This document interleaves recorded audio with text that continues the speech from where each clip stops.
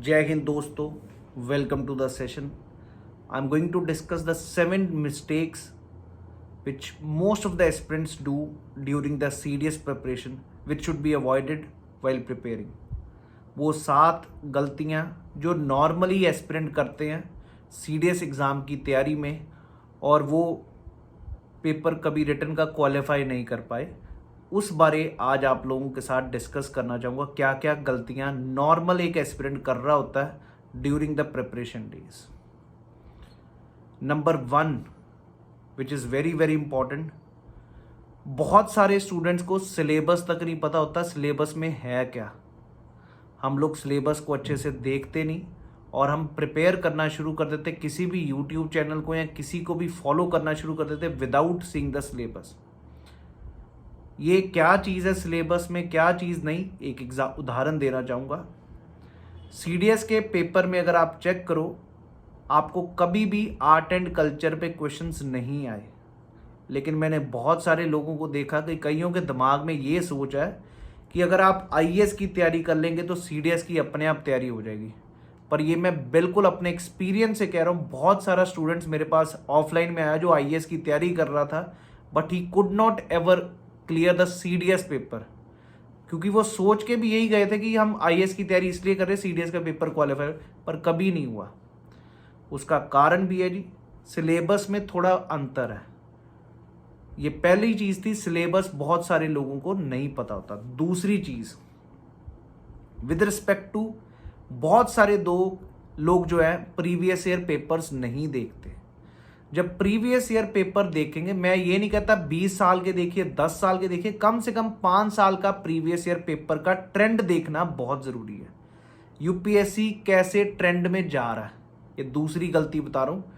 Trend कैसे, इस बारी जैसे जियोमॉर्फोलॉजी ऊपर उठा, डेफिनेटली अगली बारी भी उठेगा। इस बारी लेक पर क्वेश्चन आया था तो पिछली बारी भी लेक पर UPSC ने क्वेश्चन पूछा था। So there are high chances इस बारी भी लेक पर क्वेश्चन आएगा। तो इस प्रकार हमें काफ़ी चीज़ें पता चल जाती हैं जो पेपर में आनी चाहिए। I hope everybody understands the previous year papers और उनसे अंदाज़ा लगाना ट्रेंड पे। ये बहुत बड़ी गलती होगी कि आप without seeing the previous year paper आप पढ़ते जा रहे हैं लेकिन आप स्कोर नहीं कर पा रहे पेपर में। उसका कारण सबसे बड़ा ये है। साइंस के भी अगर आप क्वेश्चन देखो, मैक्सिमम बार बार वही फॉर्मिक एसिड वाला सेम क्वेश्चन, लेकिन अगर जिसने नहीं प्रीवियस ईयर पेपर देखे, he may not be able to understand. So trend जानना बहुत ज़रूरी है, क्योंकि UPSC फेमस है ट्रेंड चेंज करने के लिए। जैसे इस बारी ट्रेंड एंशियंट हिस्ट्री की तरफ बिल्कुल मुड़ चुका है। Maybe in the next time we have to focus more on ancient history. हम पहले क्या करते थे, एंशियंट हिस्ट्री को बिल्कुल छोड़ देते थे क्योंकि ट्रेंड में ऐसा था, but this time it was a change. तो ट्रेंड को पकड़ना जरूरी है। तीसरी चीज, हम लोग जब पढ़ते हैं जी, हम लोग सोचते नहीं है कि भाई जो हमें बंदा पढ़ा रहा है उसके पास एप्ट नॉलेज है। हमें सिर्फ ये बता दिया जाता है कि मैंने बहुत बारी CDS क्वालिफाई किया है तो मैं आपको CDS पार करवा दूंगा। पर क्या आपको पता है कि यार CDS में GS में सिर्फ 20 नंबर चाहिए, तो क्या 20 नंबर या उसने 30 नंबर ले लिए, इंग्लिश में इतने ले लिए, he can guide you well for the CDS GS paper? I don't think so. He may not be knowing the geography, he may not be knowing the polity, but he only knows he has qualified once or twice and he is not a UPSC person जिसने बहुत ज़्यादा पढ़ा हुआ सारी चीज़ें। तो please ये चीज़ याद रखिएगा। और यहाँ पर एक और चीज़ मैं बताना चाहूँगा, क्वेश्चन है सभी के लिए यार। हम लोगों के ना दिमाग में ऐसा है कि जो पहले पेपर क्वालिफाई कर चुका वो सही गाइड कर सकता है, या दूसरा जो पहले अफसर रहा हुआ है। ये दोनों चीज़ें बहुत बड़ी मार्केट में एक फ्लॉ हैं। आप चेक भी कर लीजिएगा, जितने बड़े बड़े फेमस इंस्टीट्यूट्स हैं which are run by the so called the retired persons, उनका रिजल्ट बिल्कुल ही ज़ीरो है, बिल्कुल बिजनेस पे चल रहा है। मैं ये नहीं कहूँगा कि यार किसी को डिफेम कर रहा हूँ, but you need to understand whenever you are going for a guidance, ask for the people whether they know the things जो वहाँ पर कोचिंग ले चुके हैं, are they able to understand the things or not। ये चौथी गलती बहुत बारी होता है कि देन, क्योंकि हर एक बच्चे ने अपने माँ बाप से पहले पैसे लिए होते हैं for the coaching, and they start feeling कि यार अब दूसरी बारी कहाँ से कोचिंग लेंगे माँ बाप से पैसे लेने के लिए। सो प्लीज़ ये रिसर्च करना ज़रूरी है, ये बहुत ज़रूरी है, जानना सिलेबस और वहाँ पर ये जाके पूछना कि पेपर में है क्या। तीसरी चीज़ जो बहुत बड़ी गलती है, हम लोग कभी भी टेस्ट देना ही नहीं चाहते। हम सिलेबस ही कंप्लीट आखिरी 3 दिन पहले सिलेबस ख़त्म हो रहा है, या हम शुरू ही आखिरी 3 महीने में कर रहे हैं, जिसके कारण हम सिलेबस कंप्लीट नहीं कर पाते और टॉपिक्स को जान नहीं पाते।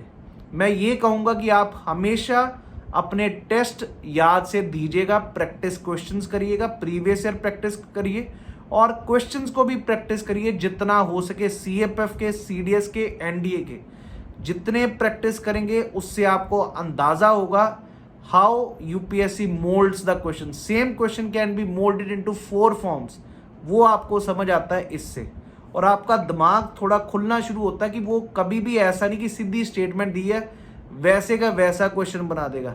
उस क्वेश्चन में काफ़ी ज़्यादा चेंजेस और ट्रेंड्स बना के he can make a same question but in a very different language. The next point, हम लोगों के दिमाग में ये भी है कि हम अगर पेपर दे रहे हैं CDS का तो हमें GS पूरा कवर करना है। No, it's not possible, it's not at all possible to cover the whole syllabus of general studies for your CDS paper, और ना ही ये रिकमेंडेड है। Even for that matter IAS जो लोग पेपर देते हैं वो भी कई बार अगर हिस्ट्री को पकड़ना, they will select like which is more scoring, modern है, एंशियंट है, मिडीवियल है, तो उसको पकड़ना है जिसमें स्कोर ज़्यादा बनता है, जिसमें से पूछा जा रहा है। You need not be master of everything in GS। आपको 7 सब्जेक्ट 6 सब्जेक्ट अगर GS में, तो 6 में से 6 नहीं आने चाहिए। 6 में से अगर आप 4 भी कर लें तो पेपर कभी रुक नहीं सकता, ये चीज भी याद रखिएगा। You need not to complete whole of the syllabus in a 1 day. Next in this paper, समझ गए जी। आपको 1 या 2 सब्जेक्ट छोड़ने पड़ेंगे। साइंस को कभी छोड़ नहीं सकते, ज्योग्राफी को कभी छोड़ नहीं सकते, ना ही पॉलिटी और ना ही करंट अफेयर। ये 4 पे आप इजीली कर सकते हैं अच्छा स्कोर। 60 से 70 नंबर इजीली स्टूडेंट्स ला सकते हैं यहीं से, और 60-70 स्कोर बहुत बड़ा स्कोर है CDS के पेपर में भी। Next point to be noted here is with respect to English and maths. English में बहुत सारा स्टूडेंट्स क्या सोच के बैठता है कि मैं वोकैब करूंगा ही नहीं, वोकैब इज इम्पॉसिबल। क्योंकि जब कोच ही आपको कह दे, यहाँ पे जहां पर भी आप कोचिंग के लिए जा रहे हैं, जब आपको पहले ही कह दिया जाए वोकैब कभी हो ही नहीं सकती, that is the major flaw in your preparation. This is the biggest mistake. Defence exam है तो अंग्रेजी अनिवार्य है। आपको बहुत सारे लोग कहेंगे कि हिंदी शुद्ध भाषा में सिखाएंगे for CDS paper, but that will never be a full idea, useful नहीं हो पाएगा। आपको अच्छा लेवल बनाना है तो अंग्रेजी रोज न्यूज़पेपर पढ़ना जरूरी है। जरूरी नहीं कि सिर्फ IAS में, इवन डिफेंस एग्जाम में भी अंग्रेजी जरूरी है, ज़्यादा ज़रूरी है। IAS में तो फिर भी आप हिंदी मीडियम में रिटर्न भी दे सकते हैं, इंटरव्यू भी दे सकते हैं, लेकिन डिफेंस में ऐसा नहीं है, ये चीज़ याद रखिएगा।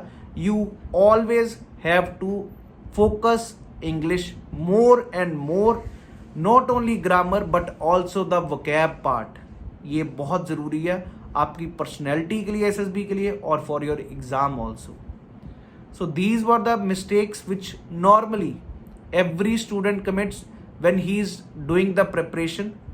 मैथमेटिक्स का भी एक आखिरी बता देता हूं जी, 7 से ऊपर चले गए बट बताना जरूरी है। मैथमेटिक्स में भी most of the time when you go for a coaching you are taught most of the topics which are FCAT questions like arithmetic, जिसमें आपसे क्वेश्चन पूछे जाते हैं एवरेजेस, परसेंटेजेस, लेकिन UPSC का ट्रेंड ज़्यादातर ज्योमेट्री, ट्रिग्नोमेट्री, मेंसुरेशन, इन topics पे है, क्योंकि ये दिमाग चाहते हैं, अंडरस्टैंडिंग चाहते हैं। वो वाला सभी को आते हैं, नहीं आते in sense they master these tricks to solve the questions, but UPSC puts up the more questions towards maths. तो अगेन ट्रेंड देखना, उसके मुताबिक पढ़ना होगा। तो ये थे जी मिस्टेक्स के बारे which normally every CDS aspirant commits and then they feel they could not qualify. It is the most easiest exam with respect to if I talk about SSC or if I talk about your state PCS And if I talk about your civil services, most easiest but the most valuable, in a sense, the position which you hold in this exam after this qualifying this exam, or when you are getting selected, is the best career in your life. Thank you. Jai Hind everyone.